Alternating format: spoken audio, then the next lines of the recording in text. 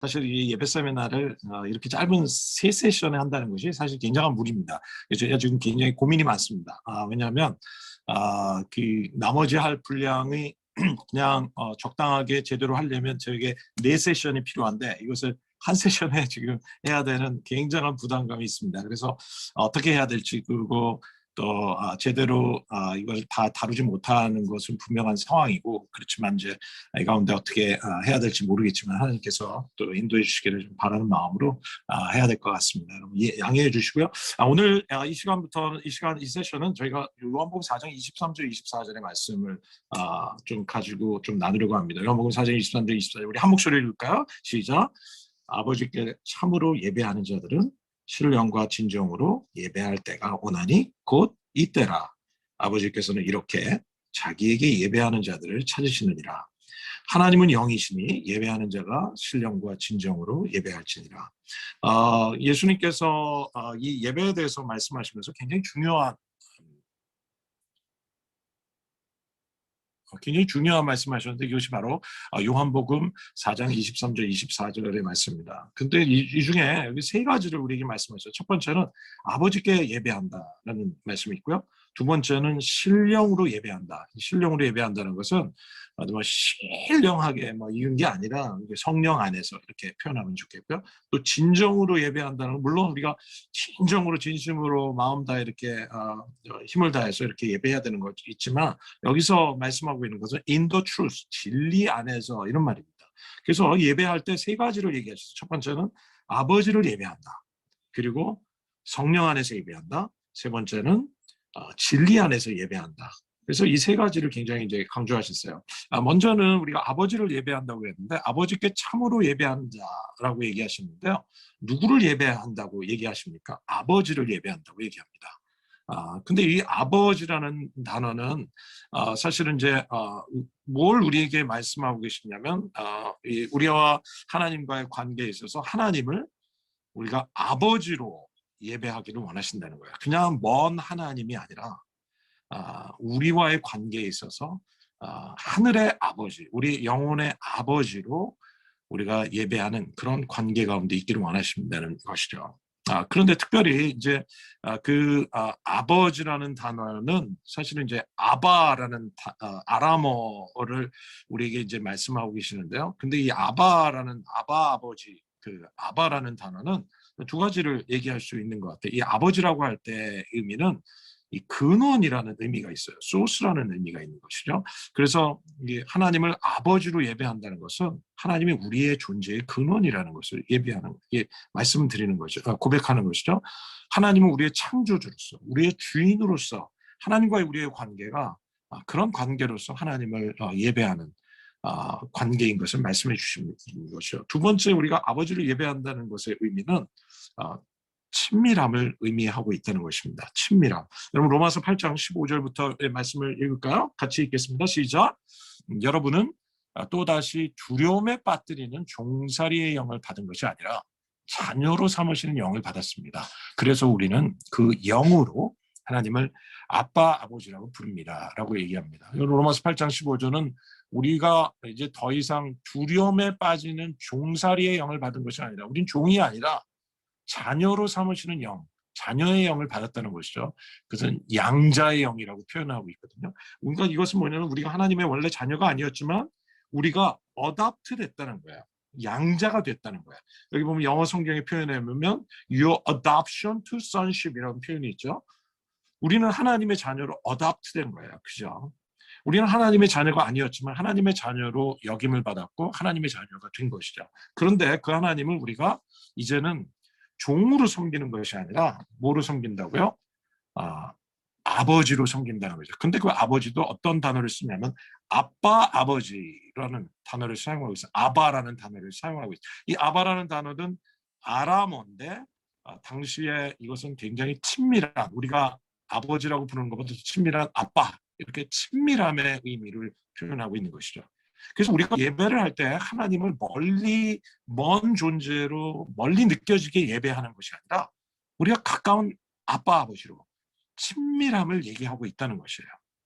여러분들이 지금 살고 계신 지역이 이슬람 지역 아닙니까? 근데 여러분 이게 보면 이슬람 사람들이 이제 이슬람 신도들이 예배하는 모습들을 여러분 다 이제 보셨을 텐데 참 이렇게 줄을 서가지고 좌우를 살피면서 알라 하면서 굉장히 엎드리는 모습을 보면 와, 이거 뭐 대단한 우리 참 그런 마음 좀 느끼지 않습니까? 근데 좀 우리의 예배와 우리 기독교가 드리는 예배와 또 어떤 면에서 또 다른 면이 있을까요? 제가 이렇게 보면 이 이슬람의 신과는 이 신을 굉장히 이제 두려워하는 어떻게 보면 fear-based예요. fear-based faith. 이것은 뭐냐면 두려움에서 이 신이 그러니까 신이 기뻐하는 일을 하지 않았을 때 얻게 될 그런 저주와 그런 어떤 것에 대한 어떤 두려움의 이 동기에서 정말 복종하는 그런 예배를 우리에게 말씀하고 계시다는 것이죠. 그렇기 때문에 그들은 이제 알라라는 신의 관념을 굉장히 위대한 신, 그리고 이 위대한 신을 향해서 정말 예배하고 경의와 정말 엎드리는 정말 이런 그런 예배를 할 수밖에 없다는 것이죠. 근데 여러분, 이 기독교에서 우리가 믿고 있는 하나님도 역시 이렇게 이슬람이 믿는 초월적인 하나님이세요. 그렇죠? 전능하신 하나님이고 무소부재, 우리와는 정말 차원이 다른 창조주 하나님이신 거죠. 그렇지만 너무나 다른 사실은 기독교의 하나님은 이런 초월적인 하나님이 그냥 멀리 계셔서 우리로 하여금 억압하시면서 너와 나는 다르니까 무조건 복종해라 하고 소리를 지르시고 협박하시는 하나님이 아니라 그분은 우리에게 사랑으로 다가오셔서 우리와 같은 사람이 되셨고 또 우리와 함께 하셨고 예수 그리스도 육신을 입으신 하나님으로 이 땅에 함께 하셔서 하나님이 누구신지를 보여주실 뿐만 아니라 오늘 로마서 8장 15절의 말씀에 보면 이제는 더 이상 우리를 두려움에 빠뜨리는 그런 종살이의 영 가운데 살기를 원치 않으시고 이제는 우리를 예수로 말미암아 자녀로 삼아 주셔서 우리가 그분을 부를 때 아빠라고 부르고 아버지라고 부르는 어떤 굉장히 친밀한 가까운 관계를 맺기를 원하시는 그런 하나님으로 우리에게 다가오셨다는 것입니다. 위대하신 하나님이시고 초월적인 하나님이시고 전능한 하나님이지만 너무나 우리와 우리에게 사랑과 용서와 자비의 하나님으로 우리와 함께 하시는 그런 주님으로 우리를 친밀하게 대해주시는 그런 하나님으로 우리 가운데 오셨다는 것이죠. 그래서 오늘 이게 아버지를 예배한다고 할 때 예배에 있어서 첫 번째 아버지를 예배한다고 할 때는 뭐냐면 우리가 친밀함의 요소가 내포되어 있다는 것을 우리에게 말씀하고 계시다는 거예요. 우리가 하나님을 예배하는데 여러분 친밀하게 예배하기를 원하세요. 우리가 하나님을 예배하는데 정말 하나님을 사랑스러운 아버지로 다가오기를 원하세요. 하나님 우리에게 위협하시거나 또 우리에게 정말 멀리 계시는 분이 아니라 가까운 아버지가 되시는 분이시죠. 마치 정말 좋은 아버지처럼. 근데 이제 문제는 뭐냐면 우리의 삶에 우리가 경험한 아버지가 뭐 너무나 다양하다는 거예요. 물론 좋은 아버지를 경험한 분들은 참 축복을 참 큰 축복된 분이라고 생각합니다. 그러나 좀 우리가 육신의 아버지들이 참 여러 종류의 아버지들이 있잖아요, 사실. 그런 걸 생각하면 우리 육신의 아버지는 어떤 아버지는 굉장히 angry father도 있어요. 그죠? 분노의 아버지. 뭐 그냥 밥 먹다가 밥상 엎는 걸 경험했던 우리 아버지도 있고 또 폭력적인 아버지를 경험했던 우리의 삶도 있고요. 또 어떤 아버지는 굉장히 좀 멀리 있는 굉장히 거리감 있는 하나님 아버지로 경험하셨던 분도 계시고요. 어떤 아버지는 너무나 우리 육신의 아버지가 참 무능력하셔서 우리가 기대하지 않는 그리고 어떤 아버지는 오랫동안 아버지로 있지만 나와 함께 하지 않았던 그런 absent father도 우리가 경험한 아버지죠. 너무나 다양한 아버지가 있던 이런 이 아버지에 대한 경험 때문에 하나님이 아버지라고 하실 때 우리가 친근하게 느껴지지 않고 따뜻하게 느껴지지 않고 멀리 느껴지고 무섭게 느껴지고 거리감 있게 느껴지고 내가 필요할 때 돕는 아버지라고 느껴지지 않고 나에게 관심이 없다고 생각하고 사랑의 아버지처럼 느껴지지 않는 것이 우리 안에 있는 너무나 안타까운 상황이라는 거죠. 그래서 주님은 우리가 이런 어려움이 있었지만 그러나 중요한 건 이겁니다. 우리의 과거가 아무리 그랬다 할지라도 예수 안에서 우리를 주님께서는 치유하시고 참 아버지의 모습이 어떤 모습인지 우리에게 보여주시고 그 아버지의 사랑을 보여주실 수 있는 분이 바로 우리 주님이심을 여러분 우리가 신뢰해야 될 것입니다. 첫 번째, 우리는 하나님을 친밀하게 예배해야 합니다. 여러분, 하나님을 두려워하지 마십시오. 우리가 경외하지만 그러나 가까이 하나님을 향해서 나아가는 예배하는 저와 여러분이 되기를 주님께서 원하십니다. 두 번째, 우리가 다루어야 될 주제는 바로 성령 안에서의 예배입니다. Worship in the Spirit, 성령 안에서 예배입니다. 아버지께 예배하는 자는 신령으로 예배할 때가 신령과 진정으로, 신령으로, 성령 안에서 in the Spirit. 하나님은 영이시니 예배하는 자가 신령과 진정으로 예배하는 자가 성령 안에서 예배해야 한다는 거예요. 성령 안에서 예배한다는 것은 두 가지로 얘기할 수 있어요. 그것은 뭐냐면 우리가 성령의 능력으로 예배한다는 의미가 있겠고요.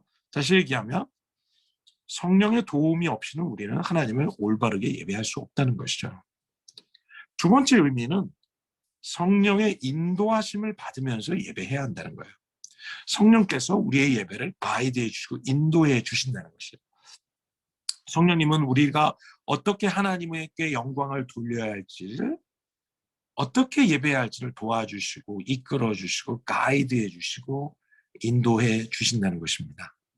그래서 우리는 성령 안에서 예배해야 되는데요. 먼저 우리가 이 성령님이 누구신가에 대한 질문부터 시작해야 될 것 같아요. 많은 사람들이 성령님에 대해서 굉장히 오해하고 오해하는 분들이 참 많습니다. 그래서 성령은 어떤 기운, 에너지, 어떤 비인격적인 파워라고 생각하는 사람들이 굉장히 많이 있어요. 여러분, 그래서 이건 전부 다 우리가 경험한 과거의 경험 때문이죠. 그렇지만 첫 번째 우리가 가져야 될 이 성령님에 대한 이해는 성령님은 하나님이시라는 것입니다. 성령님은 누구세요? 하나님이십니다. 성령은 하나님이세요. 성부와 성자 하나님이 계시듯이 성령 하나님께서 삼위일체의 하나님, 성부, 성자, 성령의 삼위일체의 하나님 가운데 한 분이신, 우리의 믿음의 대상이 되시는 분 가운데 한 분이시라는 사실을 우리가 믿어야 합니다. 그래서 우리는 이 성령을 하나님으로 인정하지 않고 믿지 않을 때, 오해할 때 마치 성령을 기운처럼 생각하고 미래를 맞히는 것처럼 생각하고 그런 어떤 비인격적인 어떤 파워를 생각합니다. 왜냐하면 우리 주변에 성령 사역한다고 하시는 분들이 참 아름답게 사역하시는 분들이 참 많이 없었어요. 인격적으로 사역하시는 분들이 많이 없었어요. 그러다 보니까 능력만을 강조하고 기적만을 추구했지만 그 성령님이 얼마나 아름다우신 분이신지, 얼마나 사랑이신지, 얼마나 정말 뷰티풀한 분이신지를 우리는 정말 깨닫지 못한 경우가 너무 많습니다. 성경에 보면 성령님에 대해서 얘기할 때 첫 번째는 창조주 하나님이라고 얘기합니다. 여러분, 창세기 1장 2절을 같이 읽을까요? 시작. 땅이 혼돈하고 공허하며 흑암이 깊음 위에 있고 하나님의 신은 수면에 운행하시니라. 여기 보면 하나님의 신이 수면에 운행하셨다. 이 하나님의 신은 바로 성령 하나님을 얘기하세요. 성령 하나님이 이 창세기 1장 2절 천지를 창조하셨던 그 창조의 현장 가운데 거기서 역사하고 계셨던 분 가운데 한 분이 성령 하나님이시라는 것입니다. 이 창조의 사역에 관여하신 분은 성부 하나님이실 뿐만 아니라 성자 예수님이실 뿐만 아니라 또한 성령 하나님도 그곳에서 역사하셨다는 것이죠. 시편 104편 30절에 보면 이 말씀이 있습니다. 주의 영을 보내어 저희를 창조하사 지면을 새롭게 하시니라. 여러분, 주의 영은 바로 히브리어로 루학을 얘기하면, 루학은 하나님의 영, 성령을 얘기합니다. 욥기 33장 4절도 하나님의 신이 나를 지으셨고 전능자의 기운이 나를 살리셨느니라. 하나님의 신, 루악, 하나님의 성령을 얘기합니다. 바로 하나님의 성령은 창조의 하나님이신 것이죠. 두 번째 우리에게 말씀하시는 하나님은 인격의 하나님이시라는 거예요. 성령님은 인격의 하나님이시라는 거예요. 에베소서 4장 30절 우리 한 목소리 읽을까요? 시작. 하나님의 성령을 근심하게 하지 말라라고 얘기하십니다. 성령이 근심하신대요.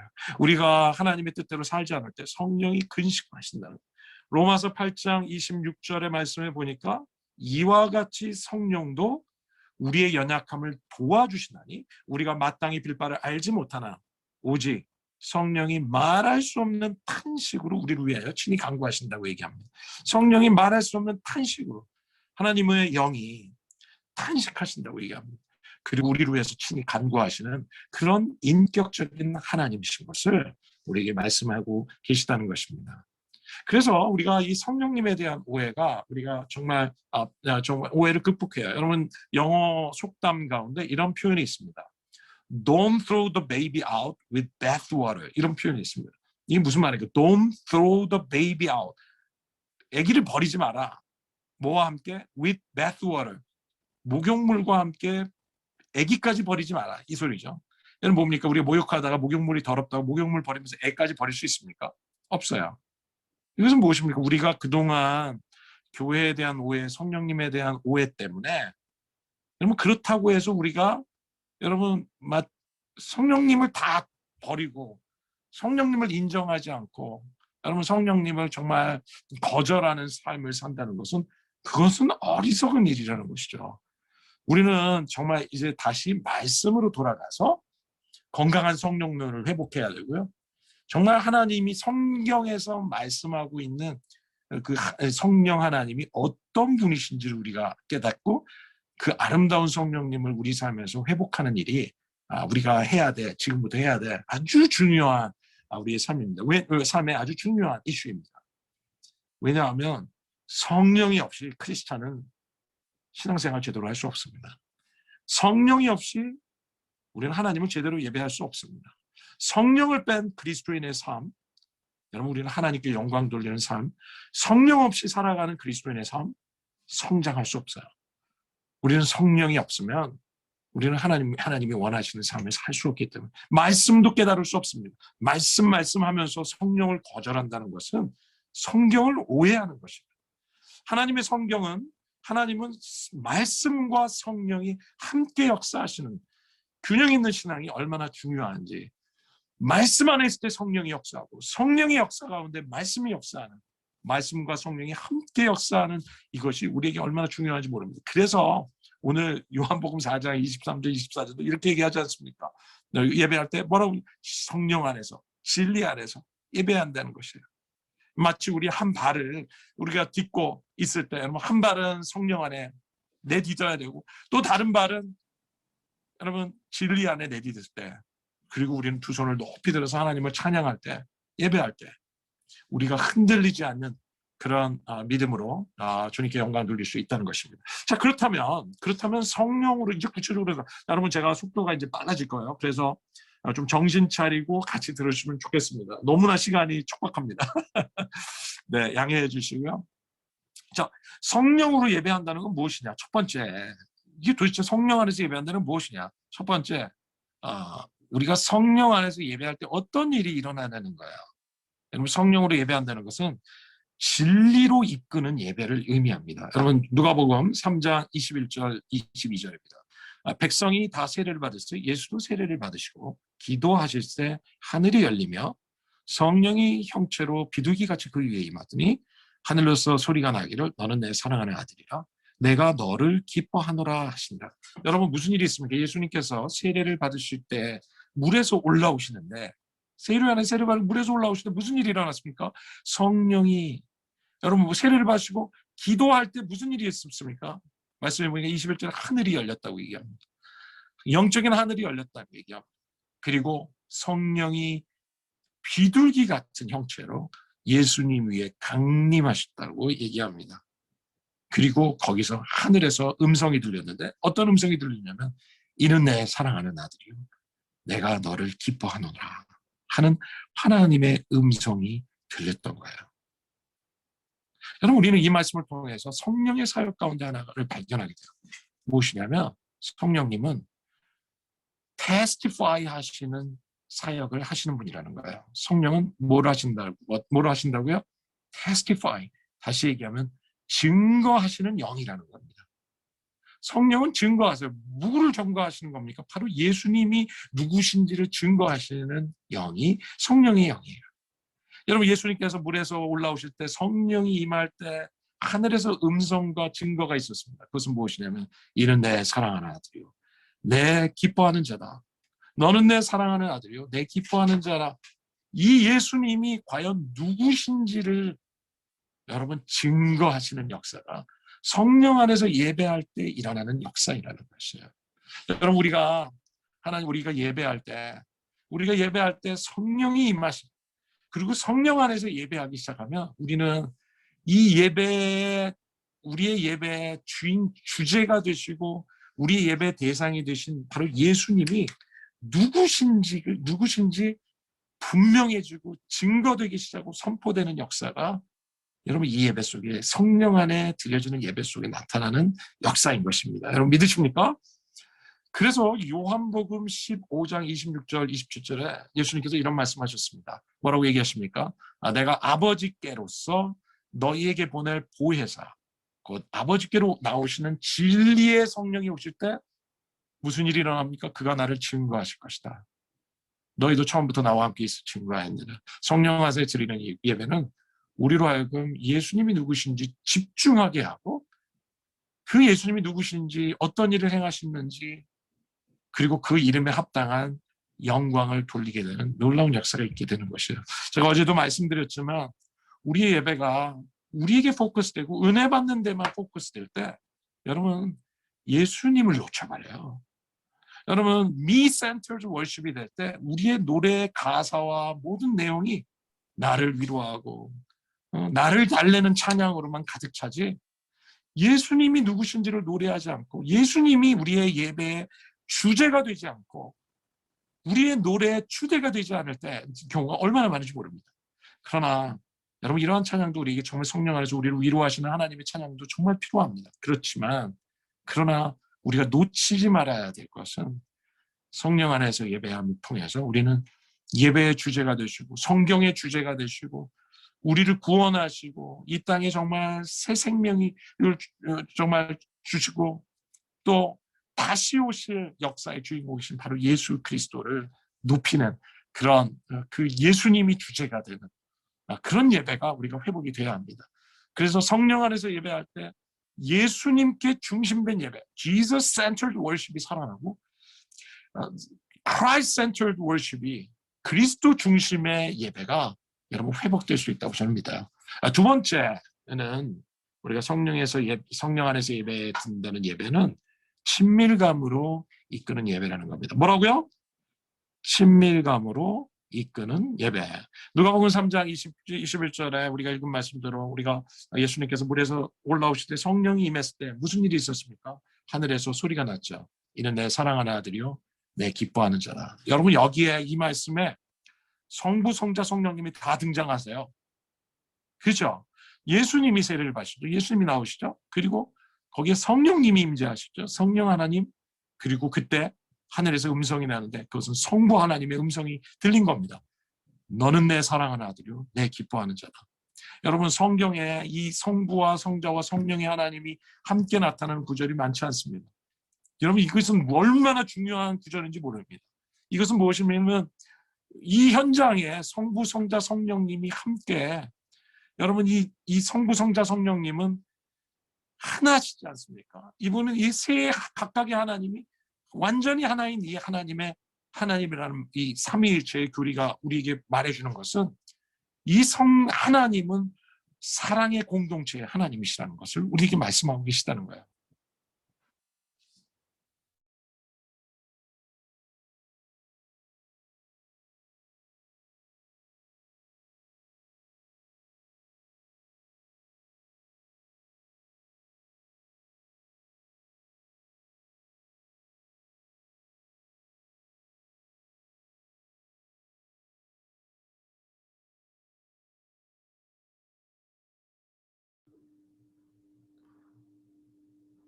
목사님, 갑자기 소리가 사라졌네요.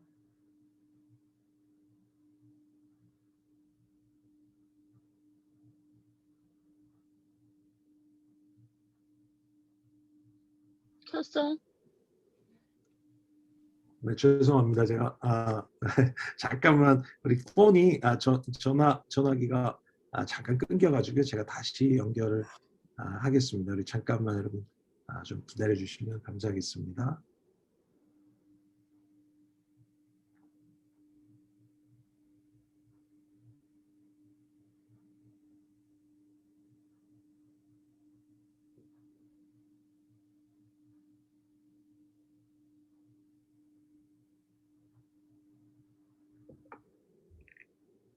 주님. 네. 네. 네, 네. 들리십니까? 들리시면 한번 이렇게 네, 좋습니다. 네. 죄송합니다. 제가 파일을 다시 한번 쉐어해 드릴게요.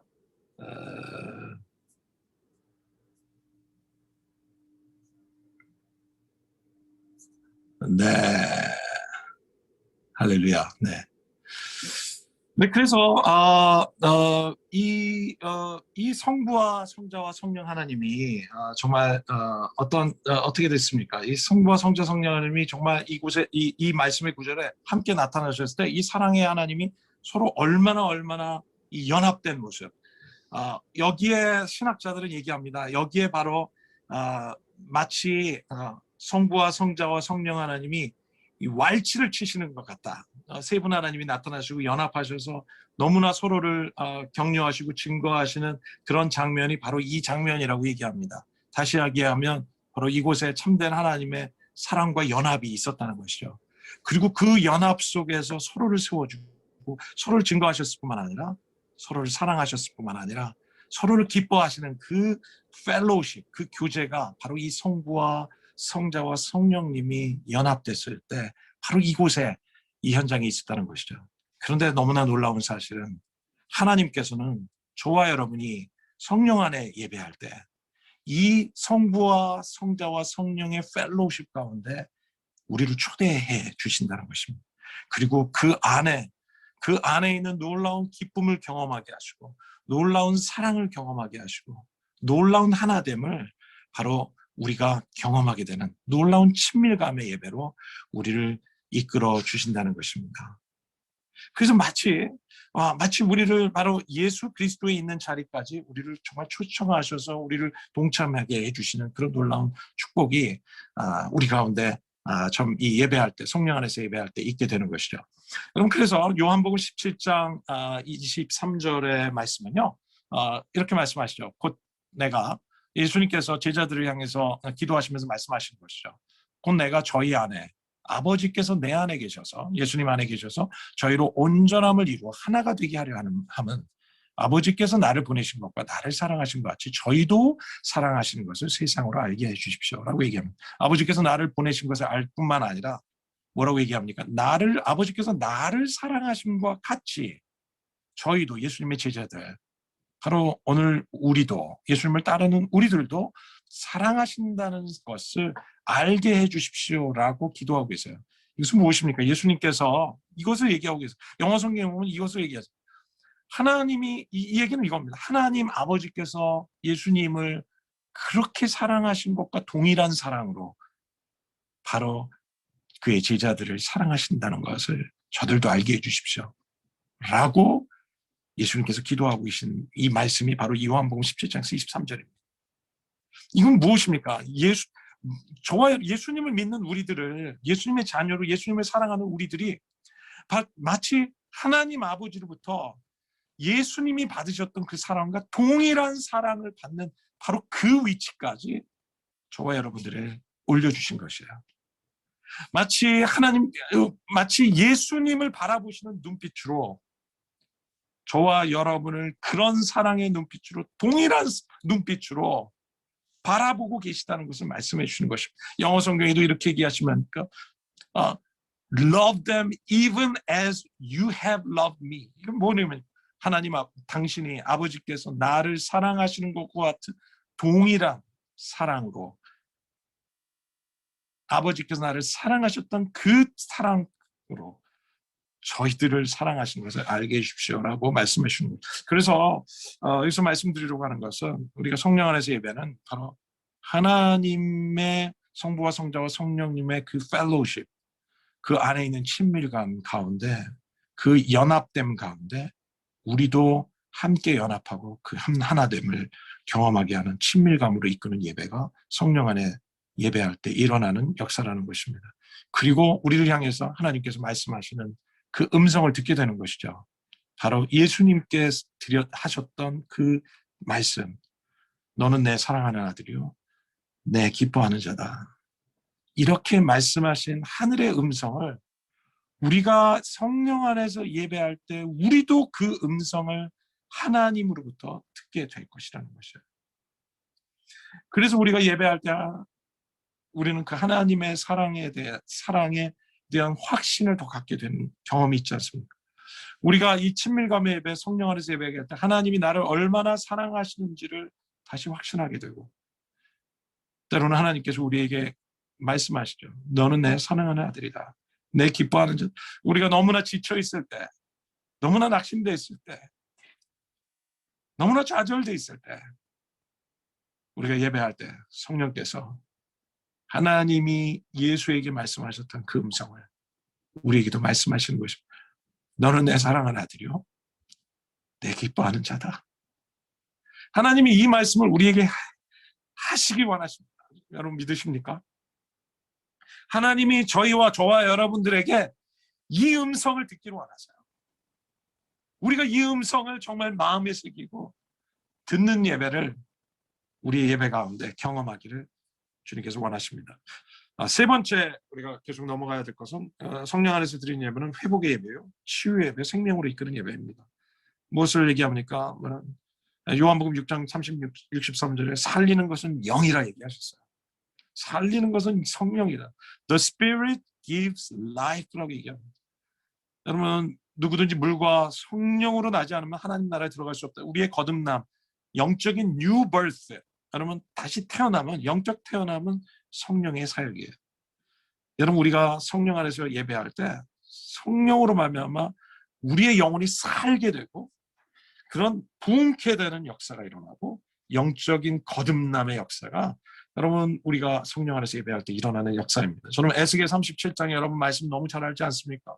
에스겔 골짜기에 마른 뼈가 가득했는데 하나님의 영이 어떤 일이 있습니까? 하나님의 말씀을 대언하기 시작하고 그리고 생기가 사방에서 불어올 때, 이것은 무엇을 얘기합니까? 하나님의 말씀과 성령의 역사입니다. 이것이 마른 뼈에 불기 시작할 때 마른 뼈가 일어나서 큰 군대를 이루는 역사가 이 에스겔 37장의 말씀입니다.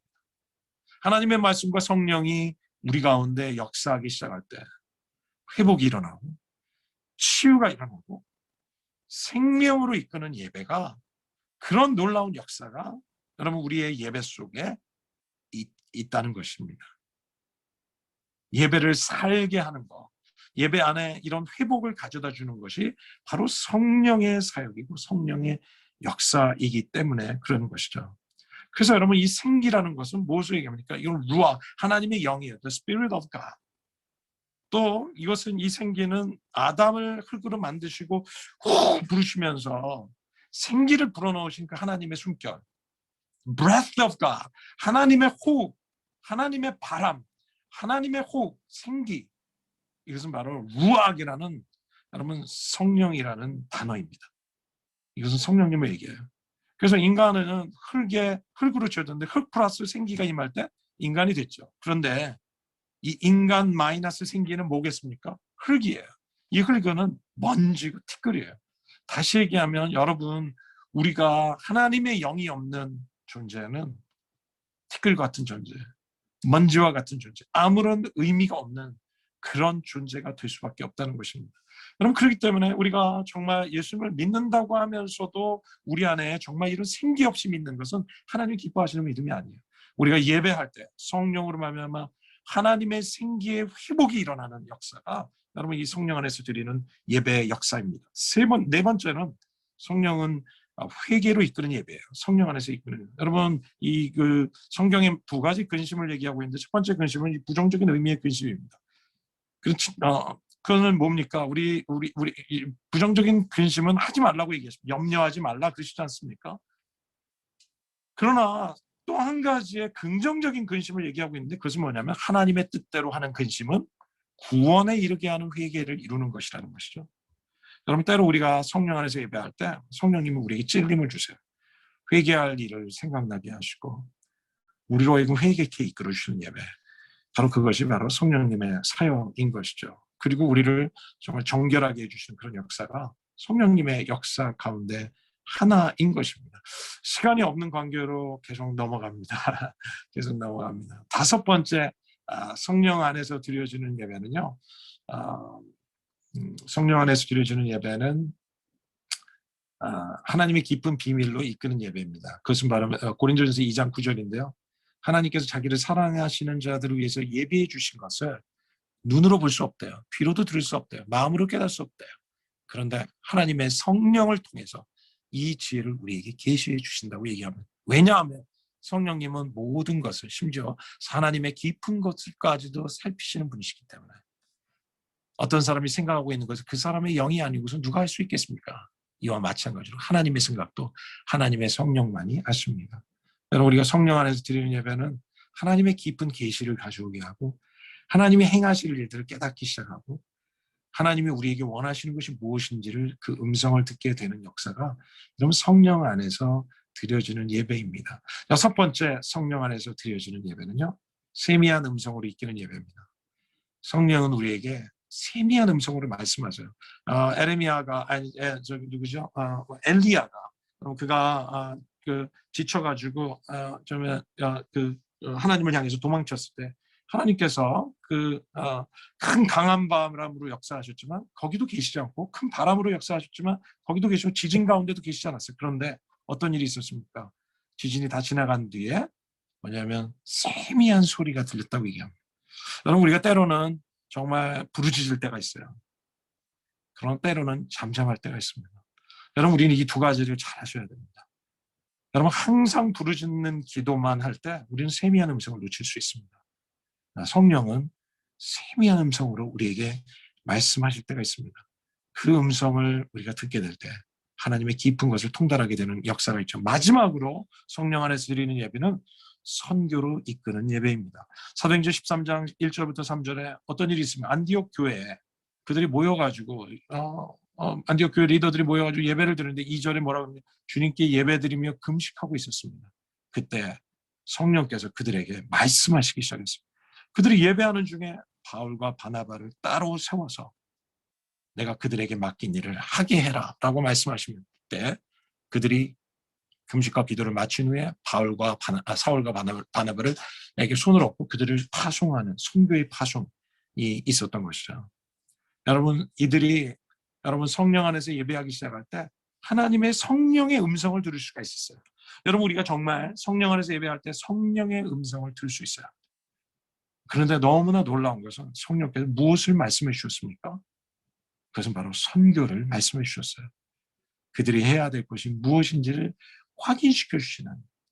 여러분, 그렇기 때문에 우리가 이 예배할 때 정말 이 선교적인 하트를 계속해서 하나님이 일으켜 주시고, 영혼을 불쌍히 여기는 마음, 하나님 나라를 정말 우리가 있는 이 지역 가운데 하나님 나라가 임하도록 하기 위한 정말 이 선교적인 하트를 일으켜 주시고, 그 마음이 바로 우리의 중보기도가 돼서 하나님께 올려드리는 그런 예배와 정말 그런 그 기도가 정말 하나님의 향연이 되어서 하나님의 하늘 보좌로 올라가는 그런 예배가 바로 성령 안에서 예배드릴 때 일어날 줄 믿습니다. 아멘. 왜냐하면 성령은 보내는 영이시기 때문에 그렇습니다. 자, 성령 안에서 드리는 예배 7가지입니다. 첫 번째, 진리로 이끄는 예배입니다. 친밀감으로 이끄는 예배입니다. 회복과 치유, 생명으로 이끄는 예배입니다. 회개로 이끄는 예배고, 하나님의 깊은 비밀로 이끄는 예배고, 세미한 성령의 음성으로 이끄는 예배입니다. 선교로 이끄는 예배입니다. 정말 하나하나 좀 깊게 다뤘으면 좋겠지만 너무 시간이 그래서 너무 죄송합니다. 우리, 넘어가려고 하는데 괜찮으시겠어요? 다들 괜찮으시면 우리 손을 한번 네, 괜찮으세요? 네, 따라오고 계세요? 따라오고 계세요? 네. 뭐 시간 있으면 우리 이 찬양 하나 우리 부르고 하면 좋겠지만, 뭐 나중에 한번 마칠 때 한번 부르면 좋겠다는 생각이 듭니다. 두 번째는, 세 번째로 제가 나누기로 원하는 것은 바로 진리 안에서 예배입니다. Worship in the truth입니다. 잘못됐네요. Worship in the truth. 진리 안에서의 예배입니다. 여러분, 저는 이 말씀을 나눌 때 마태복음 22장 37절부터 39절 말씀을 좀 중심을 나누려고 하는데요. 우리 같이 읽을까요? 시작. 내 마음을 다하고 목숨을 다하고 뜻을 다해서 주 너의 하나님을 사랑하라 하였으니 이것이 정말 중요하고 으뜸가는 계명이다라고 말씀하십니다. 그죠?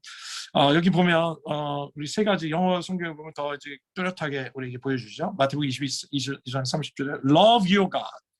하나님을 사랑하되 어떻게 사랑하십니까? With with all our heart, 마음을 다해서, with all our mind, 우리의 뜻을 다해서, 그리고 우리 힘을 다해서, with all our strengths, 힘을 다해서.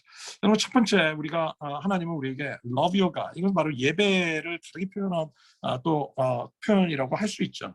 근데 첫 번째는 우리가 이 love your God, 하나님을 사랑해야 되는데 예배할 때 어떻게 예배하기를 원하시냐면 우리가 마음을 다해서 예배하기를 원하세요. 여러분 이 with all our heart, 마음을 다해서 예배한다는 것은 어떤 의미를 가지고 있냐면 예배는 사랑에 관한 것이라는 것이죠. 우리의 마음이 정말 하나님만을 사랑하는 그 사랑을, 여러분 이거는 제가 아까 우상을 다루면서 다뤘던 많은 내용과 비슷하기 때문에 제가 이제 넘어가려고 합니다. 왜냐하면 우리의 마음이 두 주인을 섬길 수 없다는 것이죠. 그래서 예배는 with all our heart, 우리의 마음을 다해서 예배한다는 것은 바로 사랑에 관한, 예배가 사랑에 관한 것이라는 것이죠. 또 두 번째로 예배는 무엇이냐면 예배는 결정에 관한 것이라는 거야. With all our heart, 이것은 worship is about decision이라. 우리의 마음을 그래서 이 빌립보서 4장의 말씀에 보면 빌립보서의 주제가 뭡니까? 이 기뻐하라입니다. 항상 기뻐하라. 근데 이 빌립보서를 쓰고 있는 사도 바울이 지금 어디서 쓰고 있냐면 감옥 안에서 쓰고 있는 겁니다. 감옥 안에서 감옥 밖에 있는 성도들한테 쓰면서 기뻐하라. 다시 말하느니 기뻐하라고 얘기하는 겁니다. 여러분 이게 이해가 됩니까? 저는 이것을 보면서 이것이야말로 우리의 믿음이 바로 이것이 바로 우리가 해야 될 믿음의 결정인 것을 말씀해 주시는 거예요. 예배는 이렇게 사도 바울이 예배할 수 없는 상황 속에 예배하기 어려운 심정, 상황, 정말 힘든 상황 가운데서 여러분 우리가 참 여러분 그런 가운데 있으면 예배하고 싶겠습니까? 아침에는 오늘은 정말 예배하고 싶죠. 오늘은 교회도 나가기 싫어. 여러분 우리 그럴 때 있잖아요. 그죠? 그런데 참된 예배는 무엇이냐면 결정하는 거야. 내 마음을 다해서 예배한다는 것은 결정하는 겁니다. 내가 예배할 수 하기에 많은 예배하고 싶은 마음이 들지 않는 상황이지만 그러나 나는 오늘 예배할 것입니다. 하나님 나는 예배를 결정합니다. 결정하면 나아가는 것. 이게 정말 우리의 예배라는 것이죠. 그리고 우리가 결정해서 나가서 예배하기 시작할 때 하나님은 정말로 우리의 모든 상황을 뛰어넘는 놀라운 하나님의 기쁨을 우리 가운데 부어주세요. 그리고 이 상황이 하나님보다 더 크지 않게 보이도록 하시고 우리로 하여금 이 모든 상황을 다스리는 그런 믿음을 우리 가운데 허락하시죠. 세 번째는 with all our heart라는 것은 우리가 온 마음을 다해서 예배한다는 것은 worship is about priority. 예배는 우선권의 문제라는 겁니다. 무슨 문제라고요? 우선권의 문제예요. 여러분 다니엘이 그가 바벨론의 포로로 가서 예배하기 어려운 상황이었어요. 그리고 그렇지만 그가 뜻을 정해서 왕이 내린 이 음식과 포도주 자기를 더럽히지 않겠다고 마음을 정했어요. 뜻을 정했다는 표현이 있습니다. 이것은 무엇이냐면 내가 하나님보다 더 중요한 것이 없다는 것에 대한 분명한 그리고 하나님이 원치 않는 삶을 내가 살지 않겠다는 그런 분명한 결정을 프라이오리티에 대한 결정을 얘기하는 것이죠. 두 번째는 바로 이겁니다. 크게 두 번째는 with all our mind, 우리의 마음을 다해서 예배한다는 것은 뭐냐면 예배는 집중에 관한 것이라는 것이죠. 마치 우리가 우리 연인이나 부부관계가 우리 서로 대화를 할 때 제가 가끔 이제 대화 중에 자꾸 교회 일을 생각할 때마다 제 아내가 이렇게 찌릅니다. 딴 생각하지 어떻게 이렇게 잘하는지 모르겠어요. 그런데 이게 바로 우리의 삶에 이게 포커스하지 않는 거, 상대방을 포커스하지 않을 때 상대방의 마음이 그렇게 기쁘지 않은 것처럼 여러분 우리의 예배도 하나님은 인격적인 분이시기 때문에 우리가 집중하며 예배되기 원하죠. 예배 시간에 우리가 딴 생각하고 집중 안 하고 또 특별히 요즘 비대면 예배라고 온라인 보면서 좀 하나님께 집중하지 않고 빨래 개면서 예배드리고 네? 그리고 뭐 자꾸 채널 돌리면서 예배드리고 그죠? 또 뭐 이 딴 거 누워서 예배드리고 여러분 우리가 그런 가운데 이렇게 집중하지 않을 때 이런 하나님을 참 우리의 마음 속에 우리의 마음도 우리의 예배에 영향을 미치는 것이 사실이에요. 그래서 우리가 그런 어떤 디스플린이 우리 안에 정말 필요한 것이죠. 포커스하는 거야. 하나님께 집중해야 돼요. 그래서 여러분 예배하고 나서 여러분 지쳐야 돼요. 힘이 빠져야 돼요. 예배하고 나서 힘이 물론 영적인 힘은 더 나죠. 그러나 한편으로는 우리 안에 내가 힘을 다해서 예배하고 집중해서 예배하니 에너지를 쏟는 그런 일들이 우리 속에 있어야 되는 거죠. 다섯 번째는 뭐냐면 worship is about expression이라는 오늘 이거에 대해서 이제 또 제가 지금 10분간 하고 이제 마치려고 합니다. 네. Are you okay? 괜찮으세요? 네, 괜찮으시면 우리 좀 두 손을 이렇게 내밀어 주시면 네네, 이렇게 잘 들으셔서 너무 감사합니다. 마지막은 with all our strength, 우리가 힘을 다해서 찬양해야 한다는 거예요. 여러분 힘이라는 건 육체적인 힘이에요. 그래서 저는 이거를 이렇게 표현했어요. Worship is about expression. 예배는 표현에 관한 것이라는 거예요. 많은 사람들이 그래서 하나님 내 마음을 아시니까 이렇게 생각합니다. 그런데 여러분 우리가 이런 얘기 많이 해도 우리 아내들이나 남편들이 그 마음을 안다는 거로 만족합니까? 만족하지 못한. 마음만 있으면 뭐해, 그죠? 표현이 있어야지라고 얘기하는 것처럼 하나님도 우리 인격적인 relationship 관계 속에서는 표현이 너무 중요한 거야. 그런데 이 표현도 우리의 온 몸을 다해서 다 표현하기를 주님께서 원하십니다. 그래서 첫 번째는 어떤 표현들이 있어야 하느냐. 이것은 이제 전체적인 이제 성경을 보면서 제가 이제 정리한 건데요. 첫 번째 우리 음성으로 우리가 하나님을 예배하라고 얘기하십니다.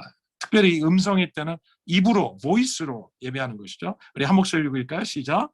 내가 입으로 여호와께 크게 감사하며 무리 중에서 찬송하리로다. 입으로 소리내서 하나님을 찬송하는 것. 여러분 이것이 바로 우리가 드려야 될 예배라는 거죠. 그래서 우리는 또 입으로뿐만 아니라 입이라는 것은 우리는 이제 고백이고 선포고 어떤 우리는 말로 표현하는 고백이 될 수 있겠죠. 그러나 또 하나는 노래가 될 수 있어요. 어떤 소리에서 음성의 영역 가운데 하나죠. 기쁨으로 여호와를 섬기며 노래하면서 그 앞에 나가라고 얘기하십니다. 노래. 하나님은 이 노래를 굉장히 중요하게 여기십니다. 그리고 욥기 38장 4절 7절에 뭐라고 합니까? 내가 땅에 기초를 놓을 때 내가 거기에 있기라도 하였느냐? 내가 그처럼 많이 알면 내 물음에 답해보아라. 그날 새벽에 별들이 함께 노래했고 천사들은 모두 기쁨으로 소리를 질렀다. 그러면 이 하나님의 창조의 현장, 그 창조의 태초부터 거기에 음악 소리가 들렸다는 것을 우리에게 말씀하고 계세요. 여러분, 하나님은 음악을 좋아하세요. 저는 분명하게 믿거든. God loves music. 그래서 이 뮤직을 우리 가운데 만드신 뿐만 아니라 하나님은 우리가 이 뮤직을 통해서 하나님께 표현하기를 주님께서 원하시는 거죠. 제가 우리 아들을 너무 사랑했는데 지금도 사랑하지만 애가 태어났을 때 제가 너무 사랑하니까 아들을 위한 노래가 막 나오더라고요. 그래서 제가 아들을 위해서 만든 노래가 한 10곡이 넘습니다. 애가 울 때마다 노래를 제가 적극적으로 지어서 부르는 것을 보면서 제가 저 자신에게 굉장히 깜짝 놀랄 때가 있었어요. 그런데 여러분 스바냐서의 말씀을 보니까 스바냐 3장 17절에 이런 말씀이 있지 않습니까? 주 너의 하나님이 너와 함께 계신다. 그는 구원을 베푸실 전능자 하나님. 그가 너를 보고서 기뻐하시고 반기시고 너를 사랑으로 새롭게 하시고 너를 보고서 노래하실 것이다. 그가 즐거이 부르며 기뻐하신다는 표현이 하나님이 우리를 향해서 표현하시는 그 사랑의 표현은 바로 우리를 향해서 노래하시는 하나님. 우리를 향해서 노래하시는 하나님. 그래서 여러분 이 노래가 우리 속에 계속해서 터져나와야 합니다. 새 노래가 터져나와야 되고요. 그리고 여러분 우리의 인생이 광야의 시간을 겪을 때 하나님이 그 광야의 시간을 지나면서 우리로 하여금 부르게 하시는 노래가 터져나와야 되고 기쁠 때만이 아니라 슬플 때, 연약할 때, 우울할 때 우리 속에 그 하나님을 우리의 있는 상황 그대로 고백하는 노래를 하나님께서 우리가 표현하기를 원하셔요. 노래하기를 원하십니다. 그래서 에베소서 5장에도 이 말씀 있잖아요. 시와 찬미와 신령한 노래로 서로 화답해라. 찬양은 우리 하나님의 공동체에 너무나 중요한 예배의 중요한 요소인 것입니다. 세 번째 샤우팅입니다. 즐거운 소리로 기뻐하며 즐거워할지어다. 시편 100번에도 주님께 환호성을 울려라. 이것은 make a joyful noise라는 표현이 있습니다. 하나님 우리가 너무 기쁠 때 환호를 하지 않습니까? 너무 기쁠 때 후 하면서 환호하고 박수치고 소리를 지르지 않습니까? 어떤 누군가가 연주를 너무 잘할 때 우리가 기립박수하면서 함성을 지르지 않습니까? 제가 오늘이 청년부를 섬겼던 때가 있었어요.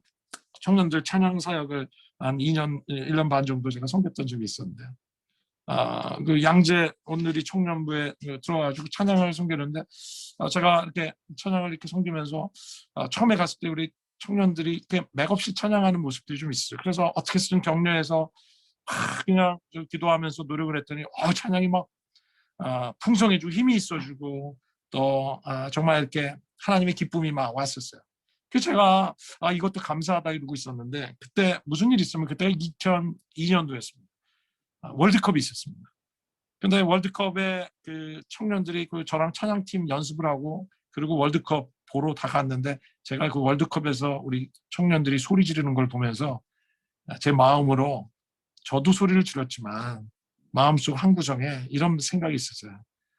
이것들 이렇게 소리 지를 수 있으면서 정말 우리에게 하나님이 하신 일을 생각하면 어떻게 우리가 소리를 안 지를 수가 있겠어요? 하나님이 우리 인류에게 하셨던 일들을 생각하면 어떻게 우리가 조이풀한 노이즈를 내지 않을 수가 있겠는가 생각할 때 우리는 그 하나님을 생각하면서 그 하나님에 대한 반응으로 하나님을 선포하고 기뻐하고 당신은 정말로 놀라우신 분이십니다. 당신은 정말 이 땅에 위대한 일을 행하신 분이십니다.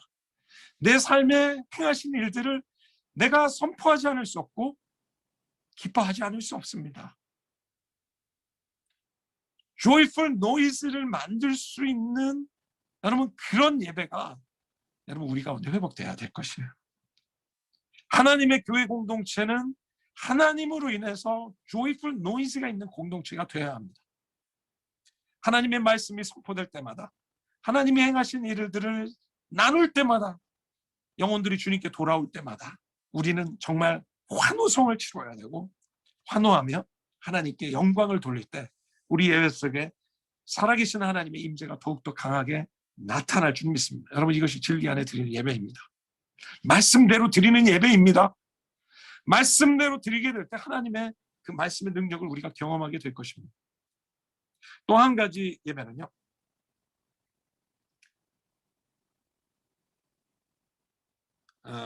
우리가 또 한 가지 예배의 영역은 첫 번째로 우리가 음성으로 예배 드렸고요. 두 번째는 바로 손으로 예배 드리는 겁니다. 여러분 우리의 손으로 예배할 때는 우리가 손을 손뼉치는 거죠. 시편 47편 1절을 말씀을 보시겠어요? 시작. 너희 만민들아 손바닥을 치고 즐거운 소리로 외치. 여기도 이 말씀하시죠. 손바닥을 치는 이는 손뼉치는 것은 찬양의 박자 맞추는 것이 아니에요. 이것은 정말 하나님 정말 잘하셨습니다. 정말 찬양을 받으시고 정말 칭찬받으시기 합당하신 분입니다. 이런 찬양의 박수가 여러분 우리 마음속에 정말 이런 고백으로 드려야 될 것 같아요. 그리고 정말 즐거운 소리로 하나님께 외치는 그런 함성과 박수가 여러분 안에 회복되고 여러분 이 시간에 어디 계시든지 우리 한번 하나님이 행하신 일을 생각하면서 우리 한번 좀 박수로 하나님께 영광 돌리면 어떨까요? 큰 박수로 하나님을 찬양하십시다. 할렐루야! 주님 찬양합니다. 주님 놀라우신 분이십니다. 주님 이 땅 가운데 하신 놀라운 일을 찬양합니다. 감사합니다. 주님 우리 생애 가운데 하신 하나님을 찬양합니다. 여러분 주님은 우리의 찬양과 박수를 받으시기 합당하신 분이시죠. 또 우리가 손으로 예배드린다는 건 바로 손을 들고 찬양하는 겁니다. 이것은 무엇입니까? 성소를 향해서 너희 손을 들고 여호와를 송축하라 얘기하십니다. 이 손을 든다는 의미는 하나님을 웰컴하는 의미예요. 하나님을 웰컴하는 그리고 우리의 삶을 드린다는 헌신의 의미가 들어있습니다. 그리고 하나님께 모든 것을 항복한다고 순복한다는 그런 항복의 의미를 가지고 있는 것입니다. 그래서 때로 여러분 혼자 있을 때 눈을 감고 하나님을 향해서 두 손을 높이 들어보세요. 그리고 그분을 생각해 보십시오. 여러분 그 가운데 하나님의 임재가 있고 여러분 안에 하나님을 향한 예배가 이 두 손을 높이 드는 일을 통해서 여러분 안에 회복될 거라고 믿습니다. 예배 속에 손을 드십시오. 공회중 예배 가운데, 개인 예배 가운데 손을 드십시오. 하나님, 당신은 나의 모든 것입니다. 당신께 모든 것을 맡깁니다. 순복합니다. 여러분, 이런 놀라운 고백이 여러분 가운데 있기를 바랍니다. 또 악기로 노래하라고 얘기하십니다. 새 노래로 그를 노래하며 즐거운 소리로 공교히 연주하라고 얘기합니다. 여러분, 이런 뮤지션들이 공교한 연주로 하나님을 찬양하는 일이 우리 속에 계속 회복돼야 되고, 많은 뮤지션들이 요즘 정말 우리 한국에 너무나 귀한 뮤지션들이 있는데 저는 좀 안타까움이 있어요. 왜냐하면 이 뮤지션들이 먹고 사는 게 너무 힘드니까 정말 주님의 이 찬양과 예배를 위해서 연주하는 일들에서 정말 물러나서 생계를 위해 매여서 살아가는 거 보면서 저는 너무 안타까움이 있어요. 그래서 교회 안에 예배자로 세워져야 할 사람들이 세워지지 못하는 그런 일들이 너무 많은 것을 보게 됩니다. 여러분, 우리 안에 정말 이런 뮤직의 탤런트가 있는 분들이 더욱더 하나님을 자유롭게 예배하고 그런 연주자들이 있을 때 우리 예배가 더 강해지고, 그래서 시편 150편에 수많은 악기로 나팔 소리로 찬양하라, 수금으로 찬양하라, 퉁소로 찬양하라, 목관악기, 관악기, 타악기, 모든 현악기로 하나님을 찬양하라고 말씀하고 계시는 것이죠. 시편 150편의 말씀입니다. 또 우리에게 예배에 몸으로 예배하라고 얘기하십니다. 몸은 바로 무릎을 꿇고 예배하라고 오라 우리가 굽혀 경배하며 우리를 지으신 여호와 앞에 무릎을 꿇자. 이것은 바로 우리 하나님께 겸손을 의미하는 거고, 하나님께 완전히 우리 자신을 내어 맡기는, 무릎을 꿇어서 하나님 앞에 겸손을 표현하는 것이죠. 그리고 서서 하나님을 찬양하는 것, 하나님을 경외함의 표현인 거죠. 밤에 여호와의 집에 섰는 여호와의 모든 종들아 여호와를 송축하라. 여호와의 집, 우리 하나님의 전정에 서 있는 너희여 하나님을 찬양하라. 서서 하나님을 찬양할 때, 그냥 앉아서 찬양할 때 그냥 그런 의미가 아니라, 우리가 회중 예배 드릴 때 저는 사람들 자꾸 이렇게 서서 찬양하라고 얘기합니다. 하나님의 정말 찬양하는 그 자리에 우리가 정말 서서 하나님을 더 적극적으로 경외하면서 찬양하는 그런 일들이 우리 예배 가운데 더욱더 있었으면 좋겠습니다. 또 몸을 굽혀서 찬양하는 거죠. 저희가 즐거움으로 찬송하고 몸을 굽혀서 경배하는, 우리를 낮추는 그런 의미죠. 하나님을 높이는 그런 의미죠. 또 춤추며 찬양하라고 얘기합니다. 춤추며 그의 이름을 찬양하며 소고와 수금으로 찬양할지어다. 소고치며 춤추며 찬양하는, 현옥과 퉁소로 찬양할지어다. 여러분, 우리 안에 정말 이런 정말 하나님으로 인해서 뛰는 일들이, 하나님으로 인해서 기뻐서 뛰는, 여러분, 다윗이 뛰지 않았습니까? 왕임에도 불구하고 사람들 눈치 안 보고 뛰었어요. 바지가 벗겨질 정도로 뛰었어요. 그래도 그는 신경 쓰지 않았어요. 왜냐하면 하나님은 내 기쁨이시기 때문에 그냥 뛴 거죠. 막 춤을 췄던 것 같습니다. 예배는 표현에 관한 것입니다. 표현할 수 있어요. 그런데 제가 이런 이 말씀을 전하면 이제 말씀을 마무리하는데요. 어떤 분들이 이렇게 얘기하면 저는 성격이 내향적이라서요. 이렇게 표현하는 게 참 쑥스럽습니다라고도 얘기하고요. 또 두 번째는 뭐냐면 우리가 성숙하게 된 다음에 하나님께 손을 들고 찬양해야 하지 않겠습니까? 저는 아직 성숙하지 못해서 제 신앙 수준으로 손을 들면 사람들이 뭐라 생각하겠습니까? 성숙지도 않으면서 하나님께 손을 들면서 찬양한다고 생각하면 덕이 안 되지 않을까요? 뭐 이런 생각들을 우리가 할 수 있는 것 같아요. 그러나 여러분, 우리가 하나님께 이렇게 표현한다는 것은요, 내향적이냐 외향적인 것을 떠나서, 여러분, 우리가 다시 한번 정리하는 거죠. 우리 예배는 우리에 관한 것이 아닌 것을 말씀해 주시지 않습니까? 예배는 누구에 관한 거라고요? 하나님에 관한 것이라고. Not about us, but about God.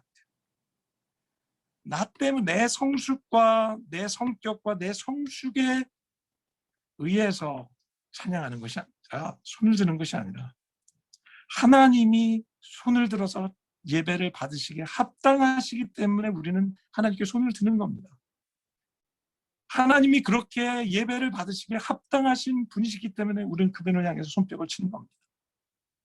하나님이 우리에게 그렇게 찬양을 받으셔야 할 만한 분이시기 때문에 돌들이라도 소리 질러서 찬양을 해야 하듯이 우리가 어린아이일지라도 신앙적으로 어린아이와 같은 믿음을 가지신 분들도 손을 들어서 주님을 찬양해야 하는 이유는 그분은 그렇게 찬양을 받으셔야 할 분이시기 때문에 그렇습니다.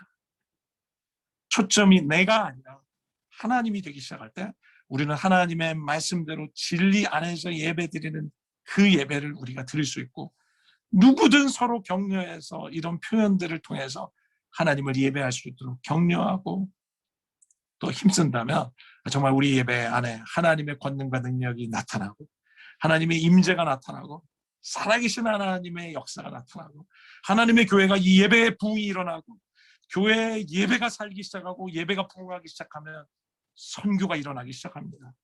하나님의 복음이 선포되게 되고 하나님의 교회가 영적으로 더 진격하는 놀라운 역사가 있기 시작할 것입니다. 그래서 여러분 역대하 20장에 여러분 이스라엘 백성들이 전쟁을 겪었을 때 여러분 전쟁이 적군이 막 쳐들어오는 그 상황에 누구를 제일 맨 앞줄에 세웁니까? 예배하는 사람들, 찬양하는 사람들 앞에 세우지 않습니까? 어떻게 보면 가장 총알바지를 경험할 수 있는 그런 상황. 그러나 그들이 찬양하면서 이스라엘 회중들과 함께 이스라엘 백성들이 찬양하며 나갔을 때 무슨 일이 일어났습니까? 복병이 숨겨둔 복병들이 나타나서 이스라엘의 모든 적들을 파하시는 그런 놀라운 역사가 일어났던 거죠. 하나님의 교회가 예배가 살아나고 성령 안에서 예배드리고 진리 안에서 예배드리고 아버지를 예배하는 놀라운 예배의 부흥이 일어난다면 교회가 진격하기 시작하고 원수의 정적인 전쟁에서 승리하고 하나님의 사역을 복음의 사역을 감당하고 선교의 사명을 감당하게 되는 놀라운 교회로 하나님께서 여러분의 교회들을 사용하실 것이라고 저는 믿습니다. 할렐루야. 네, 이것으로 우리 좀 세션을 좀 마치려고 합니다. 조금 더 늦어져서 너무 죄송하고요. 네,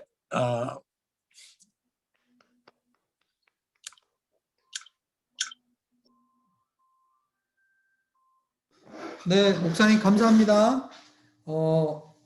이제 시간이 좀 남았는데요. 저희들이 그 채팅방을 통해서 질문이 몇 가지 목사님께 왔습니다. 그래서 이 시간에 잠시 이제 질의응답 시간을 좀 갖고요. 그리고 마지막으로 기도하고 마치려고 합니다. 이제 몇 분이 채팅방으로 질문해 주셨는데요. 제가 먼저 첫 번째 질문을 좀 이길로 목사님께 또 여기 또 다른 우리 교회 목사님들도 계시니까 한번 여쭤보겠습니다. 코로나 시대에 비대면 예배 그리고 대면 예배에 대한 여러 가지 의견들이 있습니다. 코로나가 길어지면서 여러 가지 상황상 혹은 또 직업 특성상 비대면 예배에만 참여해야 하는 그런 성도들도 있고요. 또 그 비대면 예배가 장기화될 것 같이 보입니다. 그렇다면 비대면 예배에 대해서 어떻게 받아들여야 하는지 궁금합니다. 그리고 목사님들께서는 어떻게 생각하시는지 궁금합니다. 네, 그래서 강사 목사님뿐만 아니라 또 다른 목사님들에게도 질문하셨는데 일단 먼저 이길로 목사님께서 비대면 예배에 대해서 어떻게 우리가 받아들여야 되는지 한번 말씀해 주시면 감사하겠습니다. 네, 비대면 예배를 힘들게 느끼시는 분들이 계십니다. 그것은 힘들기 때문에 그렇습니다. 집중도 어렵고 원래 이 비대면 예배가 쉽지 않기 때문에 그렇습니다. 더군다나 우리가 이 또 컴퓨터나 여러 가지 이런 환경에 또 제한이 많고요. 그리고 이 예배는 참 집중이 가능한 것인데 이 집중도 되지 않고 집중이 또 어려움도 사실 있고요. 그리고 또 우리 신앙생활이라는 것이 사실은 이렇게 일방적인 예배만이 아니라 우리가 교제가 있어야 되고 그죠? 신앙생활에 또 이렇게 펠로우십도 있고 그래서 우리가 이 펠로우십이 너무 중요합니다. 사람들이 이 펠로우십이 그렇게 중요하고 교제가 중요하다고 얘기해도 사실은 그렇게 반응하다 요즘 이렇게 더 느끼는 것 같아요. 그러니까 어떤 면에서 이 비대면 예배하면서 더 힘든 거는 우리가 영적으로 계속 다운되고 있는 것을 또 느낄 때 또 그것이 우리 자신도 너무 안타까우니까 사실 그런 면이 확실히 있습니다. 그러나 이제 저는 이제 그 사도 바울의 이제 빌립보서 말씀을 보니까 참 이게 도전이 돼요. 빌립보 교회 빌립보에 사시는 사도 바울이 감옥에 갇히지 않았습니까? 그런데 감옥에 갇혀서 사도 바울이 사역이 스톱이 됐느냐? 그렇지 않았어요. 사도 바울은 감옥에서 그가 편지를 써요. 감옥 밖에 있는 사람들에게. 그 당시에는 얼마나 뭐 온라인이 있었겠습니까? 뭐가 있었겠습니까? 그 사도 바울이 거기 감옥에서 어두운 데서 편지를 쓰는 거예요. 잘 보이지도 않으면서. 그리고 감옥 밖에 있는 성도들을 생각하면서 그가 편지를 써서 보내죠.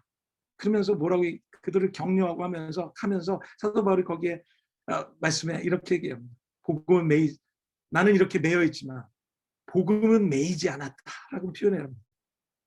여러분 이런 상황들이 아무리 복음을 전하고 있었던 그 사도 바울이 그런 상황에서 정치적으로 종교적으로 그가 탄압을 받고 복음을 전할 수 없는 그런 어떤 억압과 핍박이 있었지만 사도 바울은 나는 이렇게 매여 있을지 모르지만 복음은 매이지 않는다라고 얘기하면서 그런 편지를 쓰고 또 그 감옥 안에서 성도들을 위해서 기도하고 여러분 이렇게 하면서 격려하면서 그들이 이 어려움의 시간들을 이겨나가고 있는 모습을 볼 때 첫 번째 저는 이런 생각을 합니다. 우리가 사실은 이 코로나의 시간 이런 시간들이 사실 너무나 어려운 시간이죠. 그렇지만 우리는 이 상황 속에서도 하나님을 예배하는 것을 스톱하지 않겠다. 우리는 이렇게 모일 수 없는 상황이라면 이렇게라도 예배를 하겠다. 이런 의지가 있어요. 한계가 있고 불편함이 있고 어려움이 있습니다. 그러나 내가 미리미리 준비해서라도 정신을 차리고 내가 예배 준비가 되지 않으면 미리 준비 기도하는 시간들을 2배로 늘리면서라도 집중할 수 있게 하고 큰 스크린에 준비해 놓고 좀 더 집중을 더 잘할 수 있는 환경을 만들어 놓고라서라도 우리가 그런 애씀과 결단과 노력을 하는 것이 저는 다니엘이 여러분 다니엘이 그렇죠. 다니엘이 그렇게 하는 주님 예배하는 것을 금지당했을 때 그가 취한 거는 골방으로 들어갔잖아요. 그리고 그 골방에서 하나님을 만나는 그런 일들을 쉬지 않았던 것처럼 지금 이 코로나 시대에 우리 성도들이 해야 될 것은 골방으로 들어가야 되고 지금 이 시대에 우리가 해야 될 것은 정말 그동안 내가 하나님만 우리가 섬기고 하나님만 만족하고 하나님만 예배하면서 하나님 때문에 산다고 했지만 그동안 나로 하여금 나를 격려해 내가 주님 말고 얼마나 많은 것으로 격려받으며 살았는가 그 현실을 우리가 정말 직시해야 되고 또 내가 그동안 믿음 생활 참 잘하는 사람 같았지만 이런 상황 되니까 얼마나 영적으로 정말 이런 상황들을 잘 견딜 수 없을 정도로 혼자 믿음 생활을 할 수 없을 정도로 그동안 우리의 영적으로 내가 준비되지 못하고 훈련받지 못했는가를 생각하면서 이 코로나 시간에 첫 번째는 더 하나님께 가야 한다고 저는 믿어요. 더 하나님께 집중해야 되고 더 하나님 앞에 말씀과 기도의 삶을 사시고 더 정말 이런 어려운 가운데서 죽음을 통해서 또 우리가 계속해서 모이고 하는 일들을 더욱더 힘써야 된다고 생각합니다. 두 번째는 더 큰 문제인데요. 이것은 교회 공동체의 전략의 변화입니다.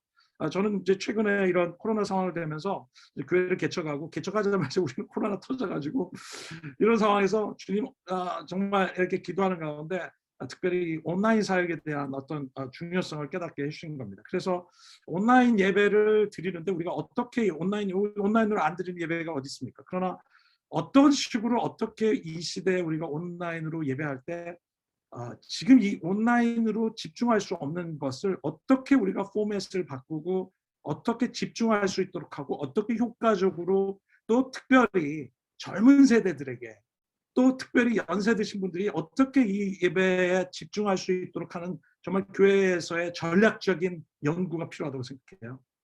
이것은 본질이 아니라 전략의 문제라고 생각합니다. 소통의 문제고 그래서 저희도 이제 그런 가운데 오랫동안 준비하다가 이제 미디어와 그리고 예배 스타일과 형태를 이제 바꿔가는 문제를 하면서 저희가 사실은 본 예배를 우리가 1부 예배 드리지만 2부 예배는 완전히 온라인 포커스로 젊은 세대들을 포커스한 예배를 이제 저희들 이제 론칭을 이제 3주 전에 이제 시작을 했습니다. 그래서 이들을 했을 때 굉장히 이제 집중과 또 많은 그 긍정적인 메시지들이 오고 또 저희들이 이제 그렇게 접근하니까 이게 신앙이 약한 사람들이 이제 그 예배 반응을 이제 하기 시작을 하고 그다음에 저희들이 이제 메시지도 이제 10분 단위로 우리가 쪼개서 20분에서 에피소드 저는 보통 한 3, 40분 하는데 그것도 20분으로 줄이고 또 그 20분도 10분 단위로 쪼개서 하기도 하고요. 그리고 또 미디어를 또 저희들이 또 신경 써서 만들어서 하기도 하고 그런 어떤 좀 전략적인 접근이 있을 때 그냥 단순히 우리 성도들뿐만이 아니라 지금 우리가 이 온라인 세대들 온라인 세대에 우리가 어떻게 그들 온라인 가운데 있는 그들을 우리가 접할 수 있는 또 이 복음으로 또 예배 가운데로 우리가 또 믿음 생활하다가 떠난 그런 가나안 성도들을 어떻게 다시 예배로 이끌 수 있는가의 좀 전략적인 연구가 교회 공동체 안에서 정말 깊은 논의와 변화의 정말 일들이 또 함께 있어야 되지 않을까 하는 생각을 또 하게 됩니다. 네. 그래서 신학적으로 온라인 예배는 전혀 문제가 되지 않는다고 저는 믿습니다. 왜냐하면 하나님께서는 우리 가운데 영으로 함께 하시기 때문에 우리가 잠깐 이런 상황이 있지만 그러나 또 다시 우리가 모일 수 있는 상황들이 또 오기 때문에 그러나 우리가 이런 상황에서 이렇게 온라인으로 예배하는 것은 하나님이 또 기뻐하시는 일이라고 저는 생각합니다. 네. 답변이 잘 됐는지 모르겠네. 그냥 답변한다면서 흥분만 한 것 같아. 네, 고맙습니다, 목사님. 혹시 우리 두바이 비전교회 황준서 목사님이나 또 윤용순 목사님, 또 리야드 교회 표명화 목사님 지금 성도님이 하신 질문에 관해서 목사님들한테 의견을 물었기 때문에 또 혹시 첨가해서 비대면 예배에 대해서 좀 실제적으로나 혹은 또 각자 상황이 또 조금씩 다를 것 같은데요. 목사님들 혹시 또 첨가해서 좀 말씀해 주실 게 있으면은 말씀해 주시면 고맙겠습니다.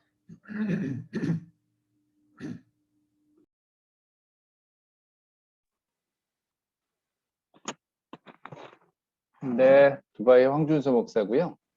이렇게 비대면 예배를 이렇게 드리게 되는 그거에 대해서 신학적으로는 저도 정말 문제가 없다고 생각을 해요. 그 부분은 우리가 하나님 앞에 얼마나 진심으로 또 영과 진리로 드리는 그 패턴하고는 영상이냐 아니면 뭐 대면 예배냐 이거는 전혀 터치가 안 되는데 이제 문제는 공동체성이죠.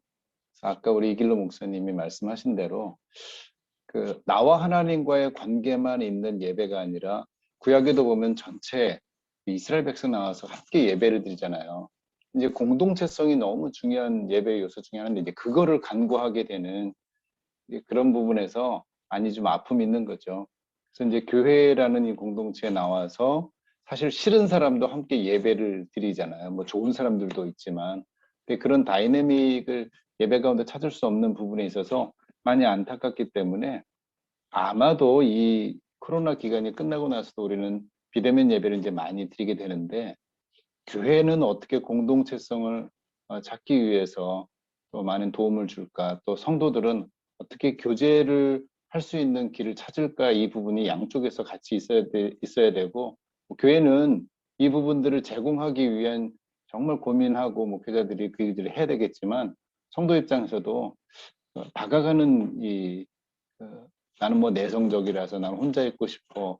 이게 사실은 이제 비대면 예배를 하게 되는 이유인데 이제 온누리교회도 이제 이 영상 예배를 오래전부터 했잖아요. 근데 그건 이제 부득이해서 교회 못 오시는 분들 위한 건데 이제는 내가 이제 보고 싶지 않고 다른 사람들과의 이 관계를 피하기 위해서 영상 예배를 드릴 수도 있는 이제 그 시대를 접어들어서 하여튼 이 부분에 있어서 교인들 자체적으로 그 공동체로 들어올 수 있도록 교회와 성도들이 함께 이 부분을 조금 고민을 많이 해야 될 것 같다는 생각이 들어요.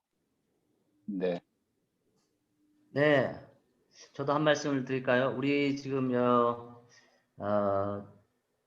오늘 이 시간에 우리 강사님 말씀 가운데 마지막 5가지 예배에 대해 말씀하신 것이 키워드 내지는 비대면 시대에 우리가 꼭 들어야 될 강의라는 생각을 했습니다. 이 5가지가 사랑, 결정, 우선권, 집중 표현인데 비대면 시대가 되면서 오히려 우선권이 어디냐를 우리에게 요구하는 시금석이 됐다고 저는 봅니다. 예, 저희 리아디게 여기 지금 한 7분의 우리 리아디게 성도님들이 함께 있는데 이분들은 다 새벽 예배를 한 번도 빠지지 않고 나오시는 분들입니다. 전에는 나오지 않았던 분들이에요. 나올 수 있는 환경이 안 됐기도 했고, 예, 참 놀랍죠. 그러니까 아이러니컬한 겁니다. 저는 비대면 사회에 진짜 대면해야 할 것을 대면하는 시기다. 그런 의미에서 비대면 시대는 그동안 우리가 가짜 대면했던 것을 여지없이 때려 부수는 시기가 됐다. 저는 그렇게 봅니다. 그래서 그동안에 대면 예배할 때 새벽 예배에 그저 한 서너 분 오셨던 것들이 지금 한 4배 이상 매일 나오시거든요. 제가 긴장이 됩니다. 준비를 많이 해야 돼요. 이런 걸 보면서, 아, 진짜 하나님을 찾는 분들이 이제 추려지는구나. 그동안 가짜 하나님을 대면했던 분들이 비대면 사회에서 진짜 하나님을 찾아가고 있구나. 그런 생각을 해봅니다. 한 가지 더는 그럼에도 불구하고 대면이 왜 중요하냐 하는 생각을 해보는데요. 물론 이제 집단으로 모이는 어렵죠. 그런 면에서 볼 때 대면 예배와 비대면 예배는 투트랙으로 가야 된다. 그런 생각을 해봅니다. 그럼 대면 예배는 어떤 예배냐? 제가 보기에는 우리 성도님들이 뭐 이렇게 뭐 10명 이상 뭐 이렇게 모이기 어렵잖아요. 저희는 이제 사우디는 지금 5명 이상 못 모이게 해서 저희들도 한 2가정 정도가 예배에 나오시고 저하고 이제 예배부장하고 이렇게 이제 예배를 진행합니다. 나머지는 다 비대면이죠. 그런데 이 대면 할 수 있는 것은 이제 가정별밖에 없다. 교회가 믿음의 가족이라고 다 그러잖아요. 우리가 다 가족이라고 그러면서 가족 단위로 못 모일 이유는 없다고 봅니다. 저는 그래서 우리 각 교회 성도님들, 우리 교회도 그렇지만 이제는 각 가정별로 제가 이제 대면하는 뭐 상담 기능 내지는 예배 기능으로 대면하는 예배 기능을 어떻게 그러니까 비대면과 함께 병행해서 할 수 있을까 이런 걸 고민하고 있거든요. 그런 면에서 비대면 이 세상은 어떤 의미에서는 진짜 하나님, 가짜 하나님 차버리고 진짜 하나님을 찾아가는 참으로 중요한 시기다 이런 생각을 해봤습니다. 네, 이상입니다. 네, 감사합니다. 아유, 목사님들이 이렇게 또 각자 상황이 다른 상황에서 말씀해 주시니까 참 또 유익한 것 같아요. 저도 한 말씀 드리면은 저희는 이제 작년 7월부터 대면 예배를 재개를 했습니다. 근데 이제 30% 이제 그 30%로 제한된 상황에서 계속 대면 예배를 드리고 있는데 그러니까 이게 몇 개월이 이제 6개월, 7개월 지금 이제 진행이 되다 보니까 재밌는 현상이 있어요. 그러니까 성도님들이 많이 출석하시는 주간이 주일이 있고 성도님들이 안 오시는 주간이 있어요. 그리고 성도님들이 미어 터지게, 그러니까 150명이 이제 한계인데 그걸 채우는 또 기간이 있더라고요. 그게 언제냐? 신년 예배 때는 다 막 차요. 그리고 크리스마스 때 찹니다. 네. 크리스마스 때 차고 그 다음에 추수감사 때 풀로 차고, 네. 그 다음에 이제 아이들 학교 개학할 때 시작할 때쯤 되면 좀 숫자가 또 줄어들고, 네. 이게 상황에 따라서 이게 출석 숫자도 줄었다가 늘었다가 이게 지금 그러니까 대면이랑 비대면이랑 저희가 지금 같이 병행해서 가는데 저희가 이제 이 비대면 시대가 되면서 지금 이 시대의 풍조 자체가 성도들의 필요나 상황이나 이런 것들이 굉장히 다양하게 이렇게 변화되고 있는 것을 좀 느낍니다. 그래서 가끔 성도들한테 이제 연락해서 젊은 부부들이 이제 많이 못 나와요. 아이들 육아 때문에 이 비대면 시대에 이제 못 나오는 경우도 많고 주일학교를 못 여니까 젊은 부부들이 또 많이 못 나오고 또 이제 어른들이 또 많이 못 나오세요. 건강이 이제 코로나 때문에 감염이 이제 되면은 어른분들한테는 치명적이니까 어른분들이 못 나오시는 경우가 많이 있어요. 그러니까 보니까 젊은이들한테 연락을 하죠. 연락해서 그 부부가 육아를 좀 번갈아 가면서 한 명이 좀 아이들 그 주에는 좀 케어하고 다른 한 명이 나와라. 그렇게 이제 조언을 하니까 깜짝 놀라면서 그런 방법이 있었네요 이러면서 이렇게 번갈아 가면서 아이를 육아를 하고 이렇게 나오는 경우가 있어요. 그래서 그 부부들한테 물어보니까 어떠냐? 그러니까 와, 목사님 이렇게 현장에 나와서 대면 예배드리니까 너무 좋아요. 그래서 왜 이거를 우리가 그동안 생각을 못 했을까요? 이렇게 이야기하시는 성도들도 있더라고요. 그래서 이렇게 개별적으로 우리 성도님들의 필요라든지 이런 것들을 교회가 좀, 아까 우리 일로 목사님이 전략의 문제라고 했는데, 우리가 본질을 추구하면서 또한 목회 상황에 맞게 또 예배에 대해서도 우리가 좀 전략적으로 성도님들의 필요나 또 여러 가지 상황이 좀 다르기 때문에 또 대면과 비대면을 이렇게 병행해 갈 때 그런 부분들도 교회에서 좀 배려하고 또 함께 참여할 수 있도록 좀 여러 가지 예배를 좀 다양화할 필요가 있겠다, 이런 생각도 저는 또 개인적으로 해봤습니다. 네. 뭐 하여간에 재밌는 이렇게 시대가 이렇게 지나가고 있기 때문에 좀 다양한 현상들을 우리가 좀 관찰할 수 있지 않을까, 이런 생각도 듭니다. 한 가지 더 질문을 좀 여러 가지 질문이 주셨는데요. 이제 하나만 더 좀 질문을 드리도록 하겠습니다. 어제 그 강사님께서 예배 3가지 형태를 언급하셨는데, 개인 예배, 회중 예배, 삶의 예배, 이 3가지를 말씀해 주셨어요. 이게 비대면 시대에 우리가 이 3가지 예배의 균형을 잡는 것이 참 중요하다고 여겨지는데요. 이 부분에 대해서 좀 더 말씀해 주시면 좋겠고, 특별히 개인 예배를 어떻게 우리가 이 비대면 시대에 잘 드릴 수 있을 것인가, 그 개념에 대해서 좀 더 알려주시면 좋겠다. 근데 이제 아까 우리 마지막 세션에서 이제 그런 부분들을 좀 더 얘기해 주셨는데요. 목사님이 이 부분에 대해서 강사 목사님께서 다시 한번 좀 말씀해 주시면 감사하겠습니다. 음소거를 좀 풀어주시고. 네.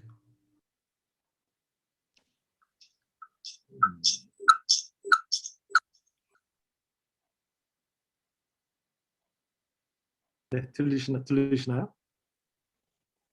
네. 네네.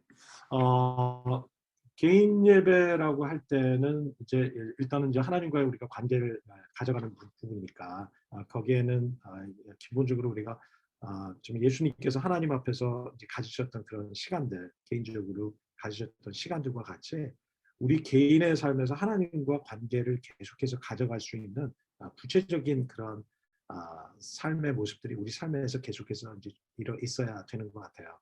그래서 많은 분 거기에는 좀 훈련이 좀 필요한 것 같아요. 그러니까 하나님이 우리를 만나 주시고 우리와 이제 동행해 주시는 데는 하나님이 우리에게 그 하나님이 만나 주시는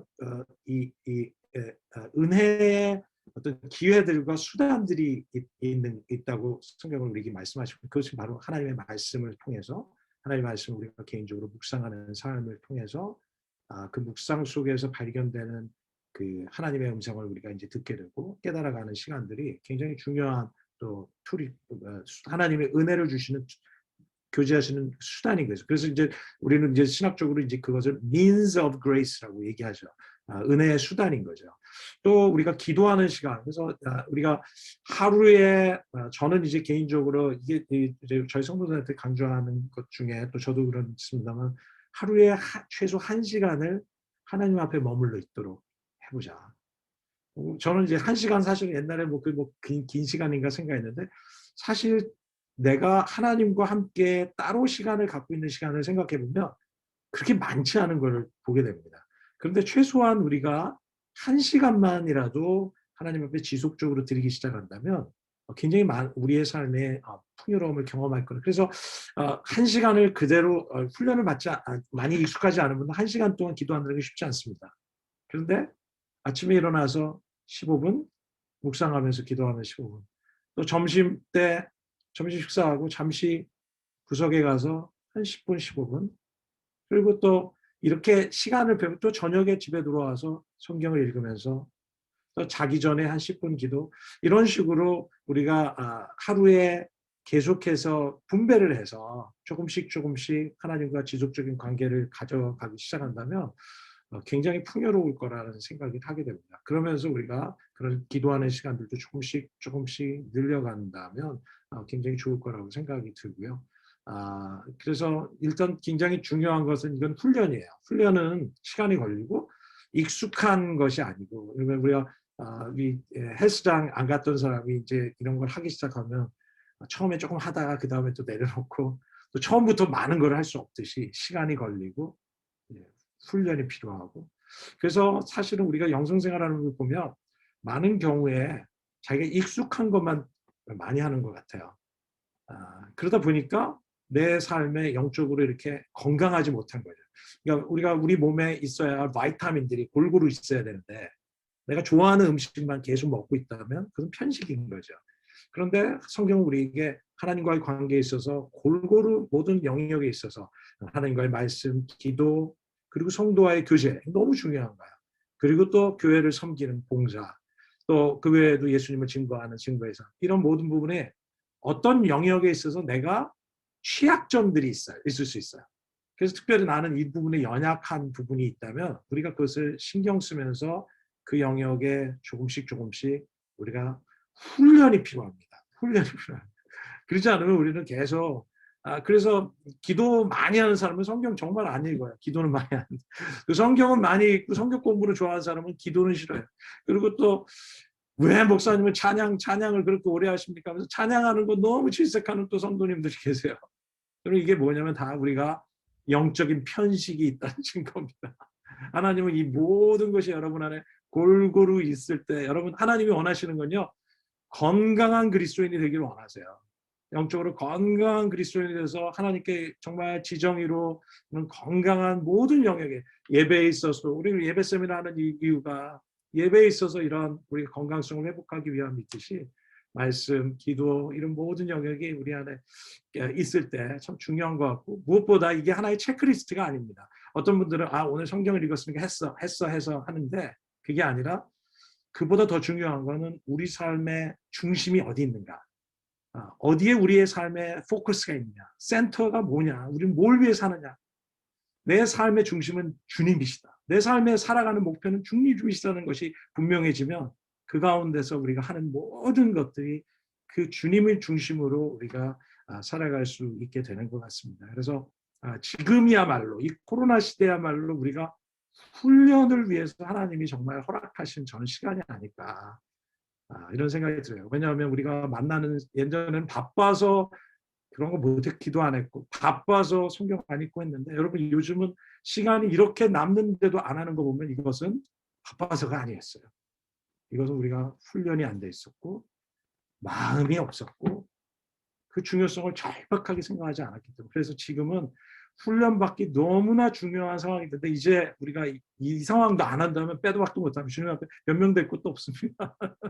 그래서 더 힘써서 이 기간 동안에 우리가 못 만나지만 이 기간 동안에 우리가 각자 영적으로 훈련받아서 더 강한 정말 건강한 모습이 돼서 우리가 이 모든 것이 풀렸을 때 정말 건강한 모습으로 다 이렇게 만나뵈는 역사가 있기를 바랍니다. 그리고 오늘 이렇게 우리 예배의 모든 강의들이 사실은 정말 성령 안에서 예배되는 그 하나만 해도 우리가 이 정말 혼자 지금 견딜 수 없고 혼자서 신앙생활하기 너무 메마르고 힘든 이런 상황에 우리가 정말 오늘 말씀 우리 강의한 것들을 포커스해서 하기 시작하는 건 하나님이 여러분들로 하여금 살아나게 하시고 활기 있게 하시고 힘을 주시고 이끌어 주셔서 주님이 여러분들을 이끌어 주실 거라고 생각합니다. 그래서 여러분 힘내시고 이렇게 답변을 하면 좀 도움이 될지 모르겠습니다.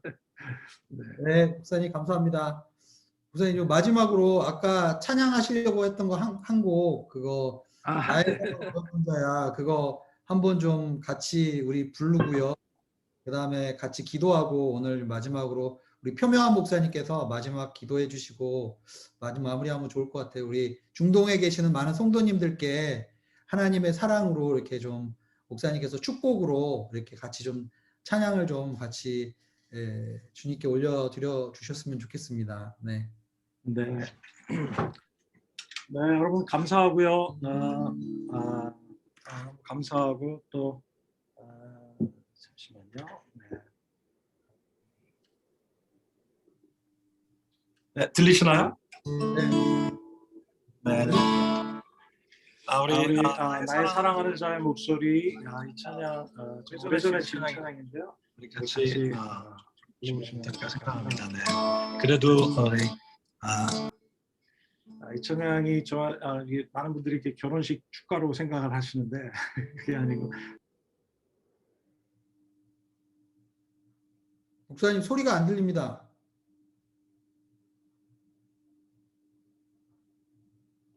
목사님 소리가 안 들려요.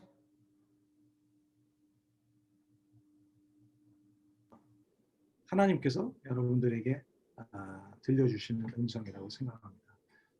나의 사랑하는 자의 목소리 듣기 원하네. 나의 사랑 나의 어여쁜 자야. 바위 틈이란 곳에서 듣기 원하네. 부드러운 주님의 음성. 나의 사랑 나의 사랑 나의 어여쁜 자야. 일어나 가자. 나의 사랑 나의 사랑 나의 어여쁜 자야. 일어나 함께 가자. 나의 사랑하는 자의 목소리 나의 사랑하는 자의 목소리 듣기 원하네. 나의 사랑 나의 어여쁜 자야. 이런 곳에서 듣기 원하네. 부드러운 주님의 음성.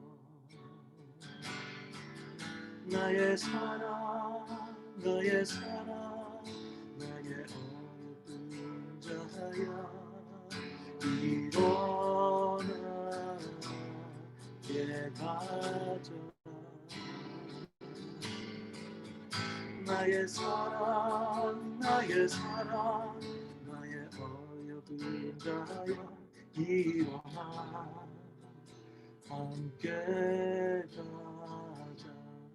우리 시간에 다시 한번 우리 후렴의 찬양을 부를 때 여러분 좀 두 손을 내밀어서 이 시간에 이 네 개의 교회 우리 서로 흩어져 있는 성도님들 이 어려운 시간들 가운데 있는 여러분들을 향해서 주님께서 얼마나 격려하기를 원하실까요? 여러분들 정말 이 고난을 잘 이겨내고 참 잘 이겨내기를 주님께서 원하신다고 믿습니다. 오늘 이 시간에 특별히 여러분을 향해서 너는 내 사랑하는 자다. 내 어여쁜 자다. 나와 함께 일어나자. 함께 가자라고 말씀하시는 믿습니다. 여러분 이 시간에 좀 서로 바라보시면서 또 상상하시면서 우리 좀 축복하실까요? 나의 사랑 나의 사랑 나의 사랑 나의 어여쁜 자야. 일어나 가자. 나의 사랑 나의 사랑 나의 어여쁜 자야. 일어나 함께 가자. 여러분 이 시간을 또 함께 통성으로 기도하기를 원합니다. 오늘 이 시간에 우리 네 개의 교회들 또 참석하신 모든 성도님들 하나님 이 모든 가운데 메마르지 않게 해주십시오. 성령으로 부흥케 되는 역사가 있게 해주십시오. 기억해 주시고 하나님 사랑 안에 붙어있게 해주십시오. 주의 사랑 안에 거할 수 있게 해주십시오. 이 모든 어려움의 속에서도 하나님 부흥을 경험하는 교회들이 되게 해주시도록 우리 서로 내 교회를 위해서 기도하겠습니다. 하나님 감사합니다. 나의 사랑 나의 어여쁜 자야.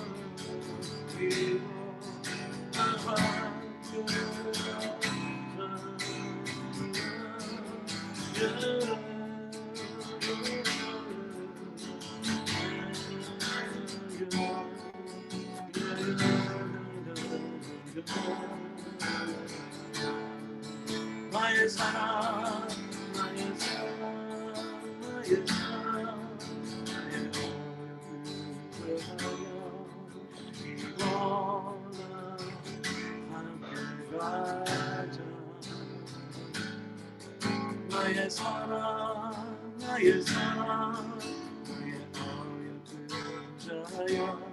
일어나 함께 나. 다시 한번 우리 찬양할까요? 나의 사랑, 나의 사랑, 나의 사랑, 나의 어머니여 이거나 내가 나의 사랑, 나의 사랑, 나의 어머니야 일어나 함께 가자. 일어나 함께 가자. 일어나 함께 가자. 일어나 함께 가자. 일어나 함께 가자. 우리 하나님께 모든 영광을 돌리면서 우리 감사의 박수로 영광 돌리겠습니다. 아멘.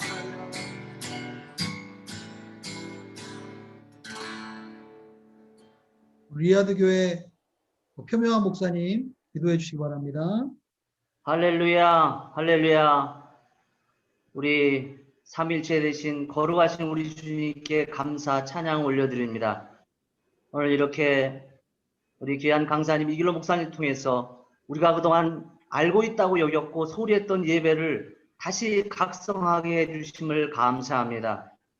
이런 놀라운 강의들이 날마다 우리에게 더 계속해서 이루어지게 하시며 말씀과 기도로 찬양으로 날마다 주 앞에 나가게 하여 주옵소서. 거룩하신 주님, 오늘 이렇게 아부다비 온누리교회에서 이 복된 세미나를 허락해 주시고 두바이, 루아이스, 리야드에 있는 모든 성도님들 함께 할 수 있게 해주셔서 참으로 감사합니다.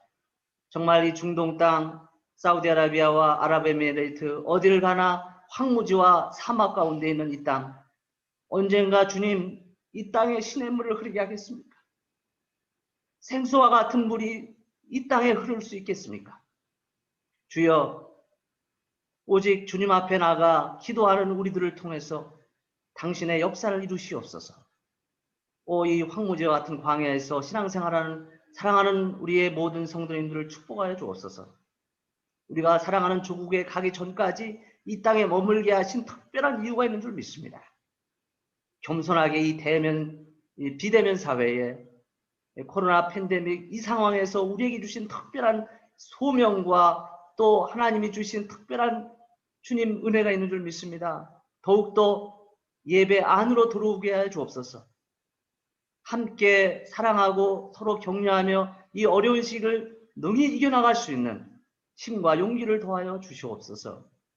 다시 한번 우리에게 믿음을 더하여 주시고 예배에 다시 깨어나게 하심을 감사합니다. 이 시간에도 아부다비, 두바이, 루아이스, 리야드의 모든 성도님들 이 자리에 나오지 못한 모든 분들에게도 은혜와 은혜를 더하셔서 우리가 더 자주 모이고 서로 격려하며 사랑하는 시간이 되게 하여 주시옵소서. 거룩하신 우리 주 예수 그리스도 이름으로 기도하옵나이다. 아멘.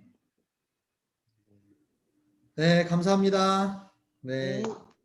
어제와 오늘 이틀 짧은 시간이지만 또 이렇게 저에게 정말 주옥 같은 또 귀한 강의 또 해주시고 또 찬양으로 또 이렇게 또 섬겨주신 우리 이길로 목사님 너무 감사드리고요. 우리 강사님께 우리 좀 뜨거운 격려의 박수, 네, 감사의 박수 부탁드리겠습니다. 감사합니다. 감사합니다. 오늘 수고 많으셨습니다. 감사합니다. 네, 이제 모든 순서를 마치겠습니다. 저희들 우리 예배 세미나를 통해서 은혜 받으신 것들이 우리 삶의 현장 가운데 나타나기를 소망합니다. 여러분 승리하시고요. 또 다음에 또 함께 만날 수 있는 기회가 있으면 좋겠습니다. 여러분 축복합니다. 네.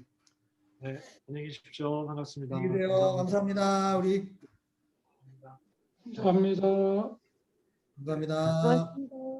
수고하셨습니다. 감사합니다. 수고하셨습니다. 감사합니다. 감사합니다. 수고하셨어요. 감사합니다. 감사합니다. 감사합니다.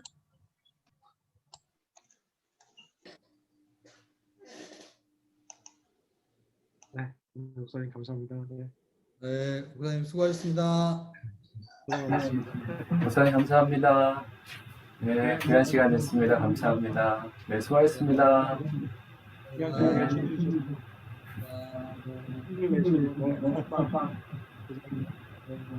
또 내일이 준비된대. 주일 준비하고. 목사님들 다들 같이 이렇게 하니까 너무 좋은 것 같아요. 네, 맞습니다. 너무 좋습니다. 감사합니다. 감사합니다. 들어가세요. 네, 승리하세요. 네.